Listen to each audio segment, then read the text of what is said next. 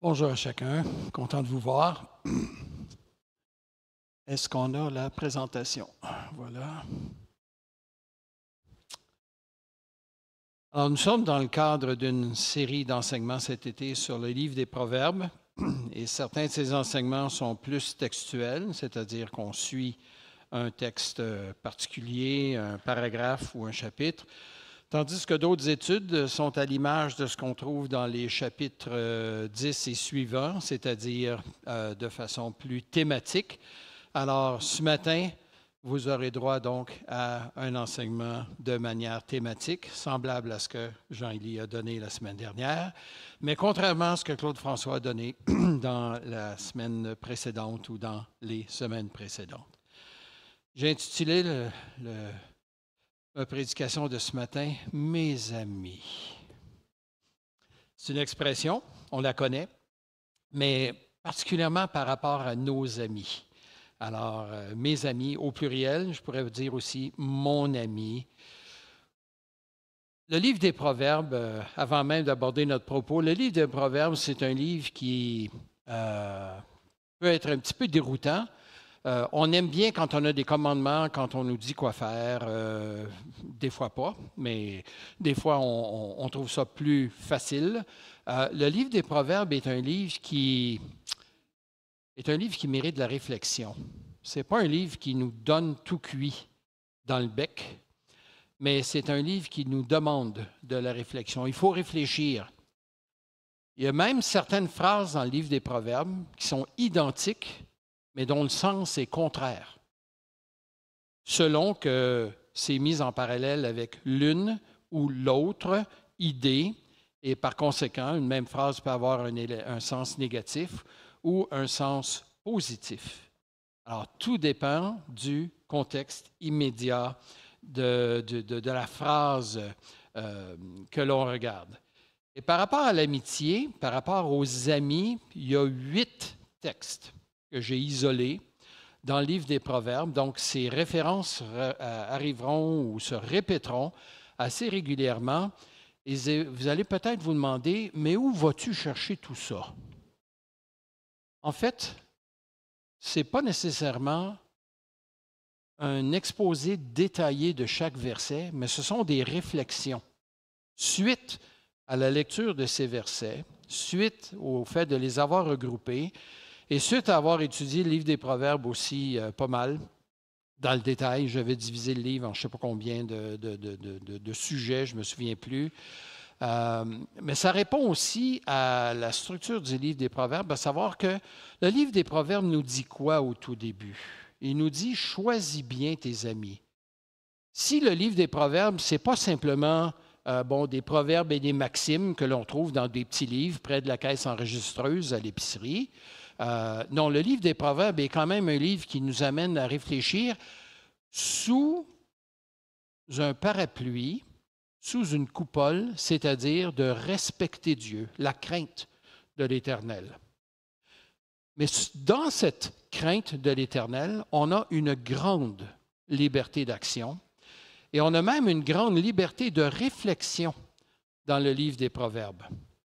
Je me souviens quand j'avais enseigné ce que j'enseigne ce matin à des Suisses. Les Suisses sont habitués d'être très structurés, très organisés. Alors, ils ont eu beaucoup de mal à se retrouver dans ce genre de livre et dans ce genre d'enseignement où on pouvait faire dire à un verset une chose et son contraire, selon que l'on interprète d'une façon ou de l'autre, dépendant toujours des phrases qui sont dans la proximité immédiate du texte. Alors, certains de ces textes, ce matin, seront lus comme ça. Mais le livre des Proverbes, je reviens à ce que je disais il y a 30 secondes, le livre des Proverbes nous donne une série de réflexions, de pistes pour nous amener à réfléchir sous l'idée générale de respecter Dieu. Et une des premières choses que l'on voit dans le livre des Proverbes, au chapitre 1, c'est de bien choisir nos amis. Mon fils, si les pécheurs veulent te séduire, s'ils te disent, viens avec nous, versons du sang, hein? Et puis il n'y aura qu'une bourse pour nous tous, hein? On aura tous la même cagnotte. savez ce que c'est? Une bande de bandits qui ont réussi leur coup après. Ils s'entretuent pour avoir finalement la cagnotte finale. Alors, avoir des amis, choisir nos amis. Alors, la question des amis est une bonne question à se poser dans le livre des Proverbes et dans nos propres vies. Moi, des fois, mes enfants me demandent, Papa, as-tu des amis? As-tu un ami? Parce qu'ils ne me voient pas aller prendre un café avec un tel ou aller discuter avec tel autre. Est-ce que j'ai des amis?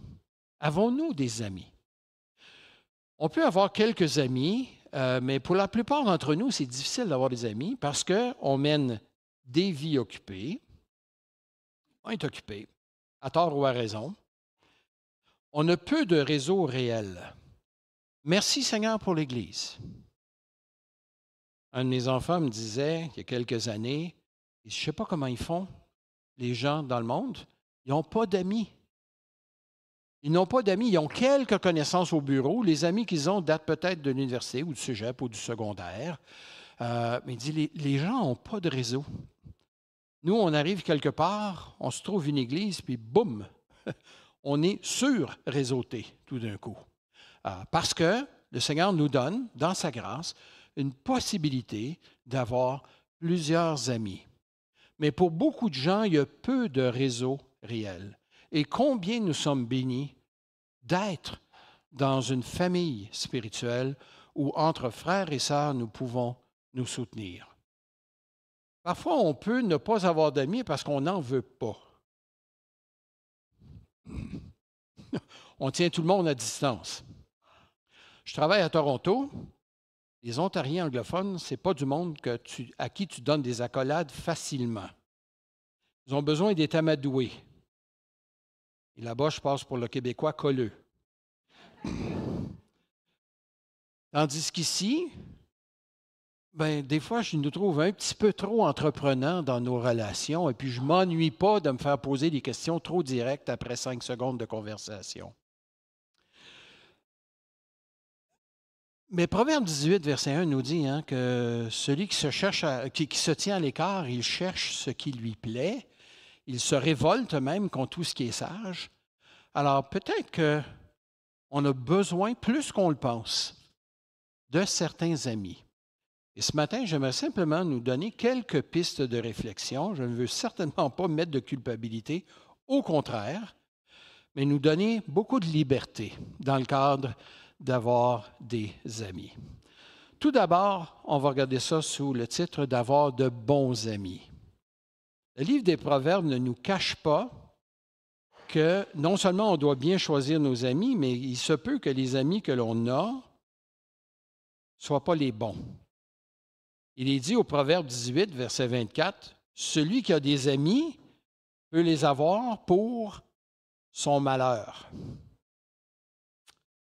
Mais il est tel ami plus attaché qu'un frère.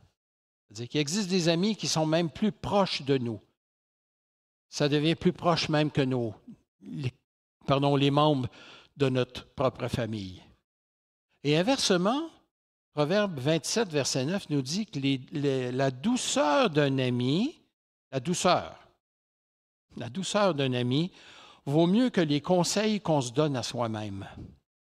C'est-à-dire que parfois, on ne se voit pas aller. On est sur une piste que l'on pense être droite, et puis là, tout d'un coup, il y a un ami qui va venir doucement, peut-être sous forme de question, ça m'est déjà arrivé. Pourquoi tu dis telle chose? Pourquoi tu agis de telle façon? Et si on a moindrement le radar allumé, bien là, on se pose la question, pourquoi on me pose la question? Pourquoi on me pose cette question-là ou pourquoi on me remet en question?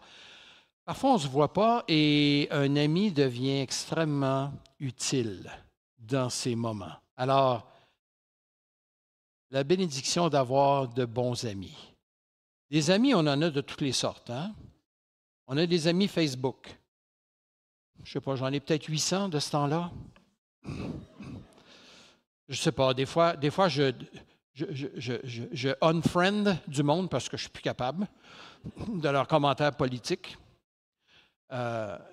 Et j'ai des amis chrétiens, des amis non chrétiens, j'ai des amis plus vieux, plus jeunes. Moi, j'ai plusieurs aquariums ou plusieurs étangs dans lesquels je peux pêcher. Je suis en lien avec beaucoup de gens dans le cadre des églises. Mais je sais très bien que les amis Facebook, ce n'est pas des vrais amis. C'est des connaissances. Des gens avec qui on est en lien un petit peu. Il y a peut-être des amis plus proches sur Facebook, mais on n'utilise pas Facebook pour se communiquer des choses. On s'écrit en message personnel, n'est-ce pas? Il y a des amis absents. C'est-à-dire qu'il y a des amis qui sont là, mais qui ne sont pas présents parmi nous. Et c'est drôle parce qu'il y a des gens qu'on peut être plusieurs années sans se voir. Et là, tout à coup, on se rencontre quelque part et on reprend là où on avait laissé. C'est comme s'il n'y avait pas de temps qui s'était passé. Vous avez peut-être déjà expérimenté ça. Revu des gens des fois après 10, 15, 20 ans, puis on se recroise dans une conférence quelque part, puis ah bon, mais la chimie reprend. Puis on est très heureux le temps que ça passe, le temps qu'on est là, puis là on repart. On a peut-être nos 10 ans sans se contacter. Mais il y a des amis comme ça. Il y a des amis temporaires. C'est-à-dire qu'il y a des amis qui viennent dans nos vies à un moment donné et qui sont là parce que le Seigneur nous les a envoyés, ou bien parce que le Seigneur nous a envoyés vers eux pour un temps. Et l'idée de BFF, Best Friends Forever, qu'on entend au secondaire, on pense que parce qu'on est les meilleurs amis, il va falloir que ça soit toute notre vie, et puis qu'on se sent donc coupable si on ne s'est pas appelé à l'intérieur des 48 dernières heures. Au secours. Donnons-nous de l'espace pour réfléchir et pour respirer, s'il vous plaît. Mais il y a de ces amis qui sont temporaires. Et on peut même avoir des amitiés très sérieuses, très profondes avec des gens. Et puis, avec le temps, bon, ça va s'étioler, pas parce qu'on est en conflit, mais parce que, bon, bien, la vie nous mène ailleurs. Puis des fois, bien, on peut avoir des amis très proches pendant un petit bout de temps, puis ensuite, ça se distance. Certains souffrent beaucoup de ces brisures, d'autres beaucoup moins. On dirait qu'on s'entend que c'était pour un temps, puis maintenant, bien, on a pris des distances, puis c'est correct. Il y a des amis réels, pas que les autres ne le sont pas. J'ai intitulé ça les amis réels. J'aurais peut-être dû intituler ça des amis permanents qui durent à travers les années, à qui on est toujours, envers qui on est toujours libre de donner un coup de téléphone et puis de discuter ensemble de choses et d'autres, surtout des bonnes choses. Alors, il y a différentes sortes d'amis. Et le fait d'avoir des amis, bien, c'est toute une bénédiction, surtout dans le cadre de l'Église. Mais si on parle d'amitié, on ne cherche pas juste des bons amis, on cherche à être soi-même un bon ami. Être un bon ami, bien, ça nécessite certaines qualités. Le livre des Proverbes nous dit, par exemple, au Proverbe 17, verset 17, « L'ami aime en tout temps. Et un frère est là, ou un frère est enfanté pour aider dans la détresse. L'ami aime en tout temps. Si je veux être un bon ami, je dois apprendre à écouter. La plupart d'entre nous, on aime parler. Je me souviens que les consolations, parfois, qu'on se donne les uns aux autres, c'est « Ah, t'as vécu ça? C'est rien, ça. Et regarde, je vais te raconter mon histoire. » Pas très consolant, pas très consolant. Mais savoir écouter et que ça fait du bien. Il y a eu 3 périodes dans ma vie où j'ai eu particulièrement besoin d'être écouté. Une au tout début de ma vie chrétienne, alors que j'étais frustré après quelqu'un, avec raison s'il vous plaît, mais j'étais dans le tort. Un autre moment donné, un compagnon d'œuvre, frère dans le Seigneur, frère dans le ministère, et plus tard, un frère au conseil, qui ont su écouter. Et combien ça m'a fait du bien. Combien ça m'a Ça m'a permis, pas de tout régler, mais au moins d'avoir une caisse de résonance puis de m'entendre parler et de voir si ce que je disais était juste ou pas, et parfois avec quelques bonnes questions. Alors, ces gens ont su écouter et m'ont appris aussi, j'espère, à écouter un peu plus. De sorte que pour moi, maintenant, si je veux être un bon ami, si nous voulons être de bons amis, bien, une qualité à développer, c'est de savoir écouter. De ne pas nécessairement se sentir obligé d'avoir la réponse à tout. Je sais que parfois, dans nos vies de couple, c'est un peu comme ça. Hein? Notre épouse, messieurs, nous dit quelque chose, puis là, bien, on veut tout de suite régler. Moi, c'est ma tendance. Il y a un problème, on veut régler. Si on ne peut pas le régler tout de suite, ça nous agace. Et on est à rebrousse-poil parce qu'on sent le besoin de régler tout de suite alors que ce n'est pas nécessaire. Chérie, tu vas me permettre de dire quelque chose ici. Mais mon épouse m'a déjà dit, là, ce dont j'ai besoin, là, c'est d'une épaule, pas d'une tête. Pour réfléchir, analyser, synthétiser, ça allait bien. Toujours été bon, moi, pour faire des plans de cours et des plans de travaux pour les autres. Les autres venaient me voir à l'université, puis en 10 minutes, je leur faisais un beau plan de travail. Puis après ça, moi, je me retrouvais avec ma page blanche. Pas plus avancé. Savoir écouter. Une autre idée qui m'est venue en étudiant ce thème, c'est d'accorder la liberté à l'autre, à l'ami. L'ami I, l'ami E, de lui accorder sa liberté. Je ne sais pas pourquoi, j'ai grandi, moi, avec l'idée que quand j'avais un ami, il fallait qu'il soit juste pour moi. On ne me l'a pas enseigné. C'est ce que je pensais. Qu'il soit juste pour moi. Ça me prend un bout de temps dans ma vie avant de comprendre que l'ami là, que j'ai, il a d'autres amis. Il n'y a pas juste moi. Peut-être que moi, j'ai juste lui ou elle. Mais l'autre personne, elle est libre. Et une amitié, ça doit être libérateur, pas emprisonnant. Une des façons de jauger, justement, d'une amitié. Être un bon ami, c'est venir en aide, toujours selon le Proverbe 17, verset 17. Venir en aide. Quand ça ne va pas bien, une des difficultés que l'on a, c'est de vivre la solitude.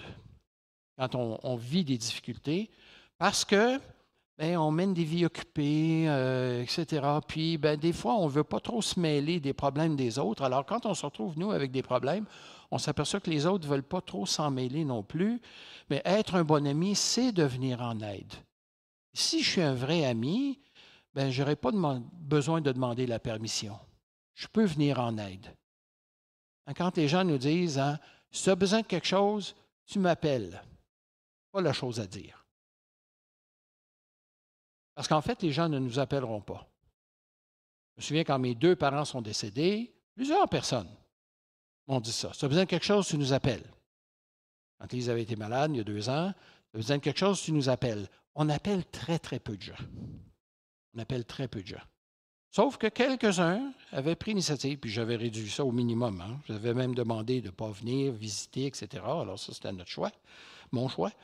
Mais quelques-uns sont venus, quasi avec crainte et tremblement, mais cette aide, elle est particulièrement appréciée dans des moments. Alors, un ami, tu n'as pas besoin de demander la permission. Tu y vas. Tu peux peut-être appeler avant là, pour ne pas arriver dans un moment inopportun. Être un bon ami, c'est soutenir.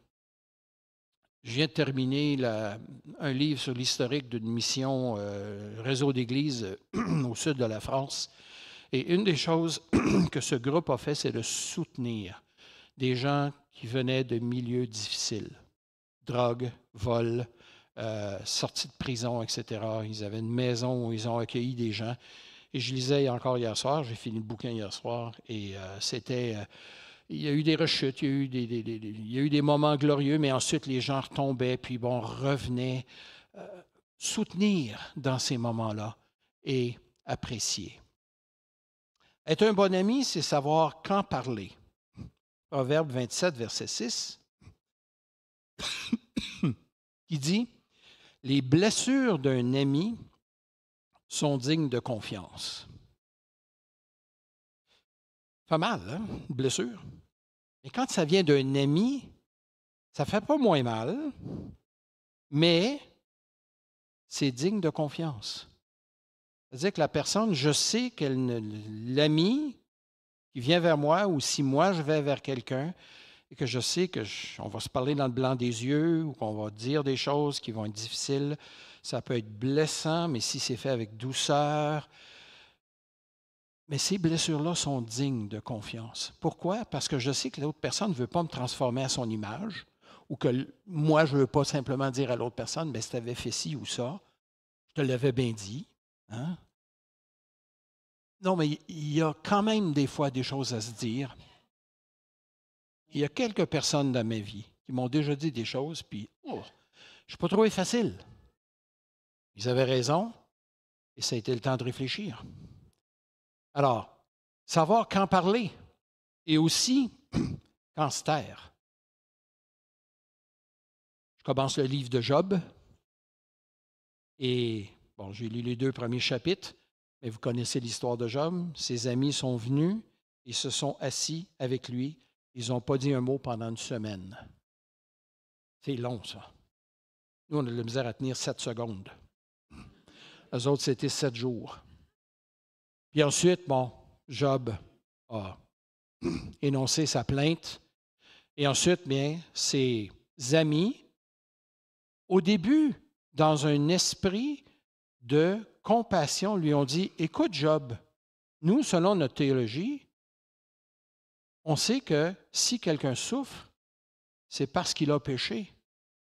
Et tu souffres. Alors, par amour pour toi, je paraphrase, mais confesse ta faute et le Seigneur va te rétablir. » Et Job leur dit, « Vous ne comprenez pas, je souffre d'une façon bien au-delà de ce que j'aurais pu commettre comme péché. » Et plus le discours avance, plus ses amis s'entêtent en lui disant, « Bien, en fait, tu as ce que tu mérites. Tu t'entêtes. » Alors, des amis comme ça, on s'en passe. Hein? Et à la toute fin, malgré tous les beaux versets que ses amis ont dit, Dieu dit qu'il y a seulement Job qui a parlé avec intelligence. Si vous citez un verset dans le livre de Job, assurez-vous du contexte. Et qui l'a prononcé.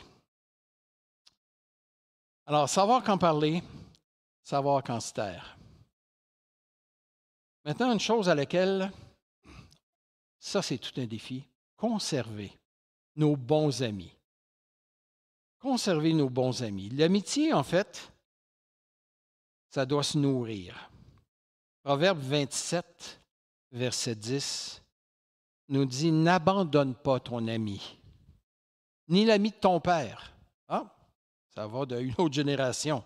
« N'entre pas dans la maison de ton frère au jour de la détresse. Mieux vaut un voisin proche qu'un frère éloigné. » On pourrait aller dans toutes sortes de directions avec un verset comme celui-là. Mais je vais m'attarder ici à la première des phrases. « N'abandonne pas ton ami. » Surtout s'il passe des moments difficiles. Je ne dis pas de toujours être collé chez lui. Non, des fois, on a besoin de prendre nos distances un peu. Mais l'amitié, ça se nourrit. Surtout si on était amis pendant un bout, de recommuniquer notre amitié. Mais je suis conscient aussi que nous vivons, chacun d'entre nous, différentes saisons de nos vies, différentes étapes. On n'a pas les mêmes amis quand on est jeune. Ce sont des amis de jeu. Hein? Tu rencontres quelqu'un dans un camping quelque part, puis tu es devenu les meilleurs amis du monde. Ça fait 2 minutes que tu t'es rencontrés. On joue ensemble une demi-heure, puis là, on est devenus de bons amis.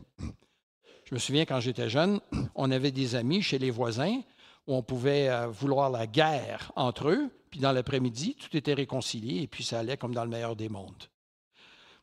Mais quand on mûrit, quand on grandit, bon, si on est célibataire, si on demeure célibataire un bout, les amitiés vont prendre une autre dimension que si on est marié.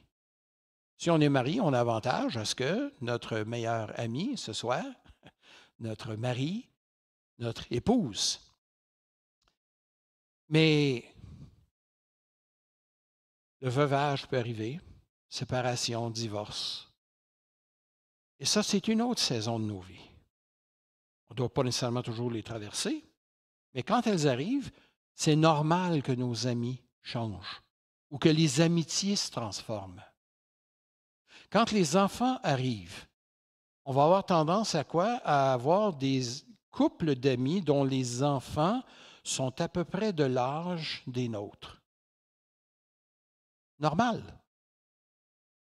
Des amis de soccer, des amis de sport, mais des amis d'église aussi, des amis de groupe de jeunesse, non seulement entre les jeunes eux-mêmes, mais les parents aussi vont avoir tendance à se bâtir des amitiés en fonction de l'âge de leurs enfants.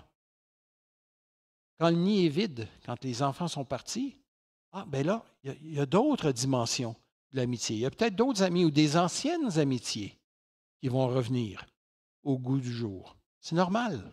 C'est normal. Ce que j'essaie de faire surtout en ce moment, là, c'est de nous déculpabiliser.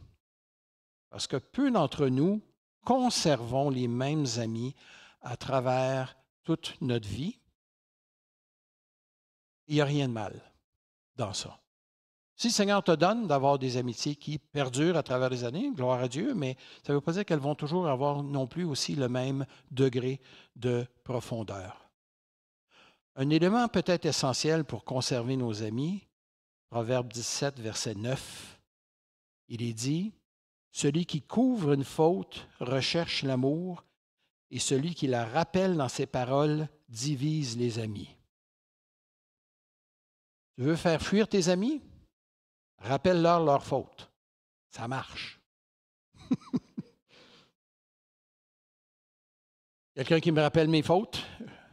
Je ne l'embrasse pas. Surtout si il me dit qu'il m'avait pardonné, ou si je dis que je lui avais pardonné, puis que là, je la remets sur la table. Oh, ça, c'est à peu près une des façons. C'est aussi confortable qu'un lit de fakir, ça. Un lit de clous. De ramener des fautes. Non, couvrir des fautes. Couvrir des fautes, pas les ignorer, mais une fois qu'elles sont pardonnées, une fois qu'elles ont été mises à la lumière, puis une fois qu'elles ont été pardonnées, bien, c'est terminé. Donc, de couvrir les fautes. Et même peut-être, couvrir les fautes, ça peut vouloir dire aussi quoi? De ne pas rapporter ces fautes à d'autres personnes. J'aimerais ça que tu pries pour un tel. Et puis là, on raconte tous les cancans. Sous prétexte de prière ou de spiritualité. Non, on a avantage à couvrir les fautes. Je ne sais pas si vous faites ça, vous. Il fut un temps, beaucoup de gens s'envoyaient des cartes de Noël et on a pris l'idée, finalement, chez nos frères et sœurs anglophones, qu'ils envoyaient une lettre circulaire à Noël. Plutôt que d'écrire à chacun au sujet des enfants, de notre vie, et c'est long, hein? Fait que tu fais une lettre circulaire. C'est un petit peu plus personnel, mais tu ajoutes quelques mots plus personnels, puis tu donnes, ça te permet de donner beaucoup plus de détails, mais aussi d'écrire un mot plus personnel. Mais je me souviens que quand venait le temps de parler de nos enfants, Lise et moi, on s'était engagés, non seulement dans nos lettres, mais aussi devant les autres, de toujours parler positivement de nos enfants. Est-ce que les autres pensaient que nos enfants n'étaient pas pécheurs? Il y avait juste à les regarder un petit peu. Sans savoir que je voyais les leurs aussi. Mais c'est normal. Nos enfants sont des enfants, puis on est des pécheurs. Alors, est-ce qu'on voulait faire croire que nos enfants étaient des enfants parfaits? Absolument pas. Mais on s'était dit, on était pour raconter les bons coups de nos enfants, pas nos mauvais coups. Parce que je dois dire que j'ai déjà vu la binette des enfants quand leurs parents me disaient en leur présence leurs mauvais coups. Tu voyais les enfants fondre puis qu'ils voulaient passer dans les craques du plancher. Non, parlons positivement de nos enfants. Et si tu as un ami, et si tu connais ses fautes, bien, vous pouvez en parler, mais tu ne cherches pas à les découvrir dans la relation, là, mais tu les découvres auprès d'autres personnes. C'est comme ça que je comprends ce verset. Que Proverbe 17, verset 9, nous parle de celui qui couvre une faute, recherche l'amour, mais celui qui la rappelle dans ses paroles divise les amis. Certainement que si on la rappelle continuellement dans le cadre de la relation d'amitié, c'est pas très opportun, mais encore moins si on les rapporte à d'autres aussi. Le livre des Proverbes nous met aussi en garde contre une trop grande familiarité. Il y en a qui pensent qu'être ami, là, c'est être au mode fusionnel tout le temps. Essayez ça 30 secondes, moi je trouve ça envahissant. Il faut tout se dire, tout le temps. Non, il y en a un seul à qui je dis tout, c'est le Seigneur. Et les gens n'ont pas besoin de connaître toute ma vie. Vous n'avez pas besoin de tout connaître ma vie. Mes étudiants n'ont pas besoin de connaître toute ma vie, malgré qu'ils en connaissent toujours un bout, parce que je parle de moi et des enfants, comme je fais ce matin. Mais il y a certaines barrières à un moment donné. On teste la glace, voir si on ne passera pas à travers. Et si on s'aperçoit que certains sujets, ça ne convient pas avec telle ou telle personne, eh bien, on aurait testé un petit peu avant et on voit que, bon, bien, la personne ne nourrit pas la conversation ou change de sujet, bon, bien, on aurait peut-être compris. Ça n'en est plus de finesse dans nos relations. Ah, on parle de relations quand on parle d'amitié. Hein? Mais gare à trop de familiarité. Verset 25, chapitre 25, verset 17, il est dit « Mets rarement le pied dans la maison de ton voisin, de peur qu'il ne soit rassasié de toi et qu'il ne te haïsse. » Coucou, c'est moi! Encore! Et peut-être vécu dans un mode fusionnel avec des voisins, des voisines, tu sais, là, qui se croient tout permis puis qui rentrent, là. Si vous allez vivre dans le coin de Chibougamau, les gens ne frappent pas. Ils rentrent chez vous. Quand vous êtes habitué de grandir dans l'Outaouais ou à Montréal, puis que vous allez vivre là-bas, le choc culturel est fort, même si la langue est la même. Ils se permettent une beaucoup plus grande familiarité que ce à quoi on est habitué. Nous, on est peut-être un petit peu trop de l'autre côté. On n'ose pas déranger, on n'ose pas appeler. Non. Prenons le risque, mais reconnaissons qu'il y a des limites aussi. Je ne peux pas parler de tout avec tout le monde. Je ne peux pas être au mode fusionnel avec grand monde. Pourquoi? Parce qu'il y a des choses qui nous appartiennent.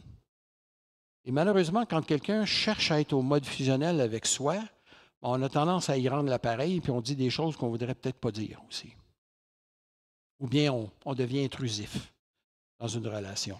Je ne suis pas en train de dire que l'amitié, ça se vit avec une pôle de 2 mètres et puis qu'on tient les gens à distance. Non, on peut être amis, mais on n'est pas obligé de tout se dire, même lors d'une xème conversation. Il va peut-être venir un moment donné où on voudra parler de certaines choses et on prépare le terrain. J'aimerais ça de parler de quelque chose. Ou quelqu'un m'a déjà demandé, est-ce qu'on peut parler de tout? C'est une sœur. Voilà, c'était dans le cadre professionnel, dans le cadre pastoral, quand j'étais un des pasteurs de l'Église. Puis j'avais dit à cette sœur, puis bien franchement, je dis, je préférais que non. S'il y a des sœurs qui voulaient me parler de certaines choses, je préférais que non, d'en parler à une autre sœur, à une autre femme qui pourrait peut-être mieux les conseiller. Parce qu'à un moment donné, les conversations deviennent trop intimes. Alors ça aussi, ça fait partie d'un bon dosage d'amitié. Proverbe 27, verset 10 nous dit aussi, « N'abandonne pas ton ami ni l'ami de ton père, n'entre pas dans la maison de ton frère au jour de ta détresse. » C'est-à-dire que si tu t'en vas là avec le besoin immense de vider ton sac, respire un peu. Appelle le Seigneur. Je te donne son numéro de téléphone, Jérémie 33,3.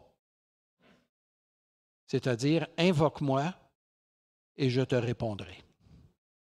En parler au Seigneur d'abord.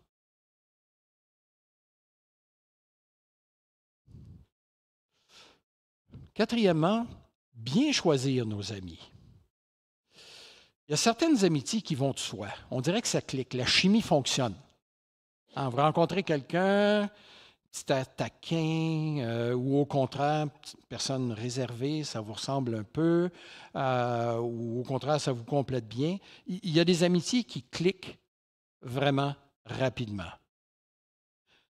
Mais le livre des Proverbes, encore là, nous met en garde que tous ne sont pas de bons amis. Rappelons-nous Proverbe 18, 24, dont on a parlé au début. Hein? Celui qui a des amis peut les avoir pour son malheur. Alors, choisis de bien les choisir. Et de chercher de bons amis, un verset qui parle de ça, il n'y a pas le mot ami dedans, mais c'est relié thématiquement au Proverbe 13, verset 20.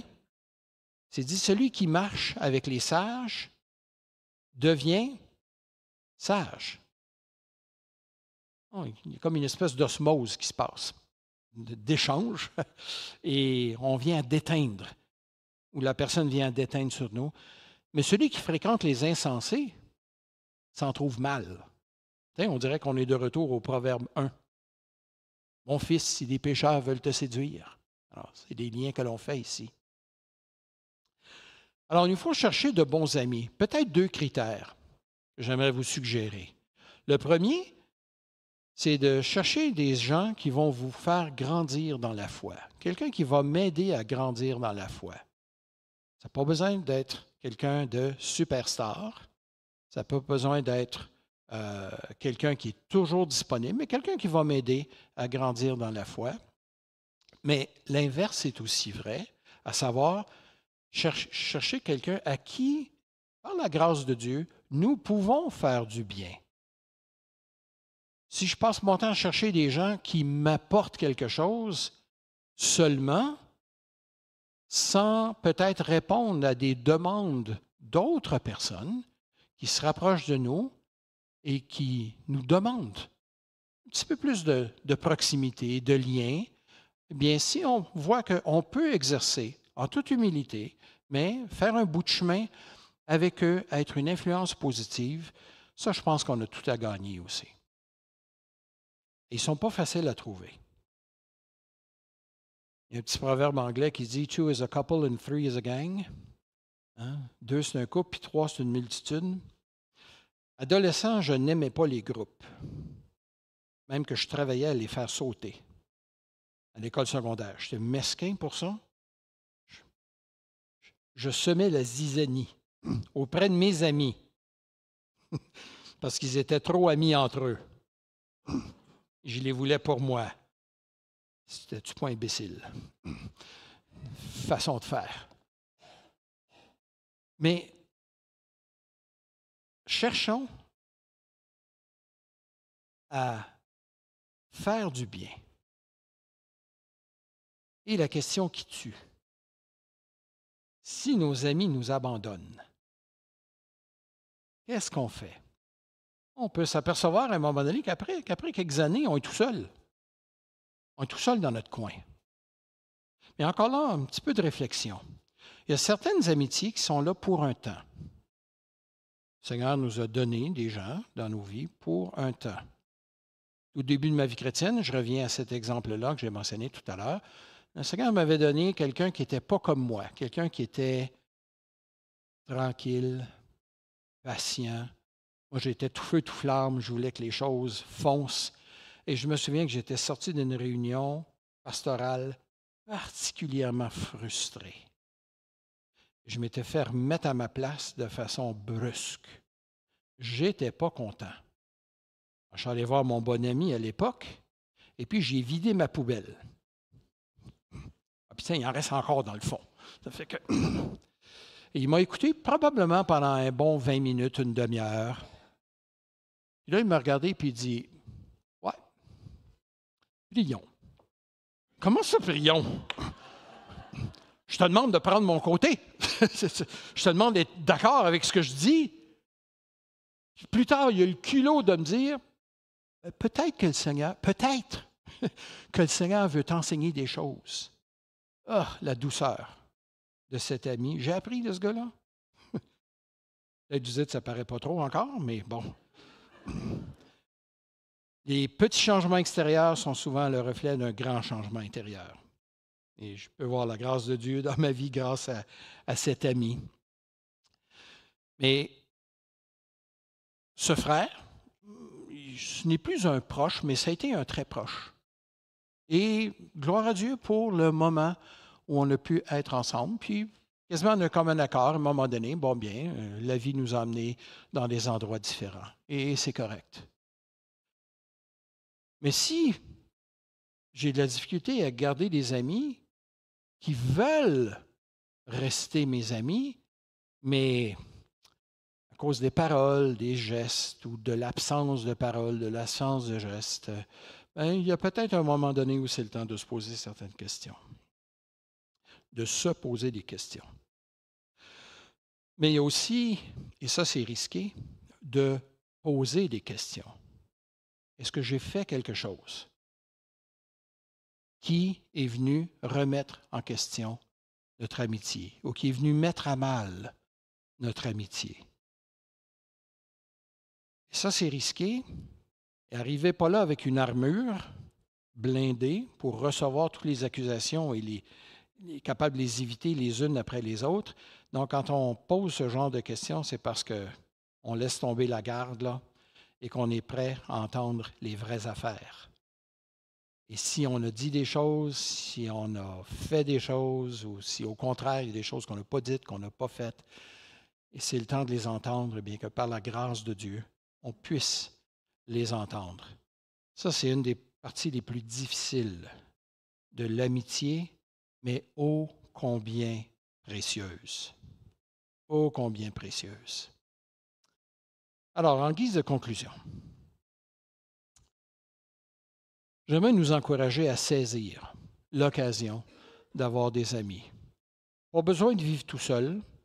En fait, c'est mieux de ne pas vivre tout seul. Le Seigneur nous a créé des êtres sociaux. Il nous a donné des frères et des sœurs mûrs autour de nous, des gens qui peuvent nous aider à grandir, des gens envers qui on peut exercer un ministère aussi. Alors, saisissons l'occasion d'avoir des amis. Saisissons aussi l'occasion d'être un ami.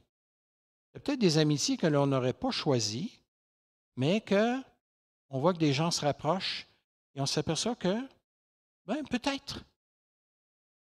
On dit parfois qu'on ne choisit pas nos frères et nos sœurs dans notre famille physique, mais dans le cadre de la famille spirituelle, c'est un peu la même chose aussi.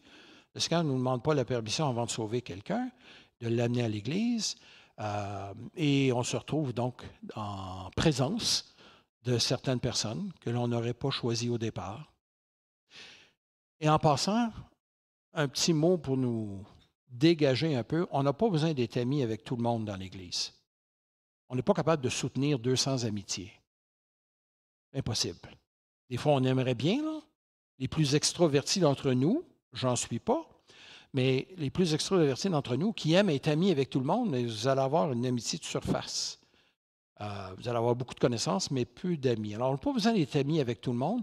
En fait, l'important, ce n'est pas d'être ami avec tout le monde, ce n'est pas d'avoir tout le monde comme ami, c'est d'avoir au moins un ami, un ou une amie dans l'Église, mais surtout d'avoir Jésus-Christ comme ami principal. Et l'important, ce n'est pas de connaître tout le monde, mais de connaître quelques personnes, mais aussi une personne fondamentale. Parce que, en fait, qu'est-ce qui nous unit? Ce n'est pas le thème de voix des prédicateurs, ce n'est pas le son des guitares, ce n'est pas les couleurs du bâtiment. Non, il y a autre chose qui nous unit, n'est-ce pas? L'amour que Jésus-Christ a pour nous, amour auquel nous répondons en étant présents, en étant les uns avec les autres. Et dans ce cadre, il y a des amitiés normales qui vont se faire, il y a des groupes. Et je bénis le Seigneur de ce que tout le monde n'a pas besoin d'être ami de tout le monde, mais tant que quelques-uns sont autour de chacune des personnes, d'avoir des amis. Je n'ai pas besoin d'être mêlé dans toutes les amitiés des gens. Au contraire, je trouve ça très libérateur et je remercie le Seigneur de ce que le Seigneur nous a donné différents dons. Et il y en a qui sont beaucoup plus patients avec tel genre de personnalité et tel autre genre de personnalité. Et il y en a qui sont attirés vers tel genre de personnes auprès desquelles toi, tu n'es peut-être pas attiré aussi. Et c'est correct. Mais tant que par la grâce de Dieu, on puisse grandir ensemble. Pour avoir des amis, peut-être nécessiter de ralentir notre cadence. Je sais qu'il y en a qui font du jogging et qui sont capables de parler en faisant du jogging. Je ne sais pas comment vous faites l'un ou l'autre, c'est-à-dire jogger ou parler en joggant, parce que je ne suis pas un coureur, mais il y en a qui sont capables de parler en joggant. Essayez ça dans un 100 mètres, par exemple, ou dans un marathon, et que là, vous suffoquez à chaque foulée. Si on ne ralentit pas notre cadence, on n'est pas capable de communiquer. Alors, si nos vies sont d'une telle vitesse, on a une telle cadence qu'on n'a pas de place pour des relations les uns avec les autres, ce sera peut-être le temps. Ce serait peut-être le moment de ralentir notre cadence. Peut-être que nos oreilles vont se débloquer tout d'un coup. Et de respecter, de prendre l'initiative, certainement, j'en ai parlé plus tôt, mais aussi de respecter la confidentialité et la liberté de l'autre. Ça, on a à l'apprendre. Des gens de peuple latin, ce que la plupart d'entre nous sommes ici, d'arrière-plan latin ou d'arrière-plan catholique, aller à la confesse, confesser nos péchés à quelqu'un d'autre. Bon, vous n'avez peut-être pas connu, moi j'ai connu. Certains, les plus vieux d'entre nous ont connu. Pas besoin de confesser mes péchés à tout le monde. Et si je le fais, je m'attends à ce que la personne va respecter la confidentialité. Et inversement, si quelqu'un me confie quelque chose de sensible, que je vais respecter cette confidentialité et de respecter aussi la liberté de l'autre, du degré d'intimité à avoir dans cette amitié. Alors, j'espère que je nous ai amené à réfléchir un peu, mais comme on va le chanter aussi, que notre principal ami, ça ne sera jamais un être humain. Notre époux, notre épouse peut servir d'amis. Des frères, des sœurs peuvent être de bons amis. Vous pouvez avoir de bons amis aussi à l'extérieur de l'Église.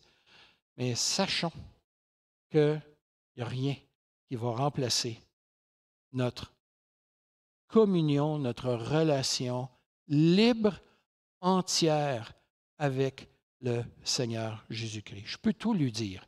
Il n'ira pas bavasser à quelqu'un d'autre. Il ne me fera pas de reproches sans cesse. Au contraire, c'est par amour qu'il a donné sa vie pour nous.